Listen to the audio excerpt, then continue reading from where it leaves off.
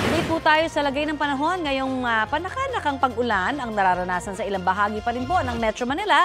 Kausapin na natin si Pag-asa Weather Specialist Ana Clauren Horda. Magandang umaga at welcome po sa Balitang Hali. Yes po, magandang umaga po, Ma'am Connie, ganun sa ating mga taga-subaybay. May nakikita pong kumpol na mga ulap sa mga areas po ng Visayas at Mindanao. Posible po ba itong maging low pressure area kaya o sabihin na natin maging bagyo pa? Yes po, tama po, no? Meron po tayo minomonitor ngayon sa may silangang bahagi ng Visayas o Mindanao area.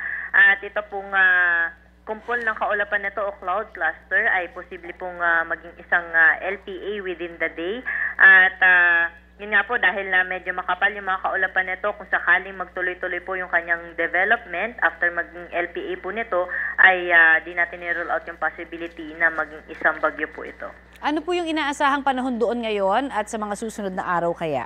Yes po. Sa ngayon, Ma'am Connie, wala pa naman po itong direkta epekto sa anumang bahagi po ng ating bansa. At pero sa mga susunod na araw, kahit LPA o maging bagyo man po ito, ay inaasahan natin na magdudulot po ito ng mga kalat-kalat na mga pag-ulan, lalo na po sa may silangang bahagi ng Luzon at Visayas area. At kasabay nito, yung habagat naman, magpapaulan din po o magdudulot din na maulan na panahon sa may kanlurang bahagi po na ating kapuluan, kasama po dyan ng Metro Manila. May epekto rin ho ba sa lagay ng panahon sa bansa yung tropical depression naman sa labas ng Philippine Area of Responsibility?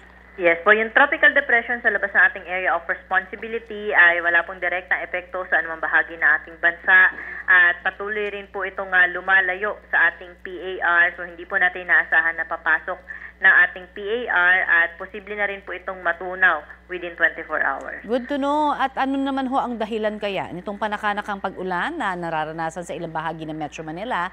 At ganito rin ho ba ang mararanasan pa sa iba pang panig ng bansa?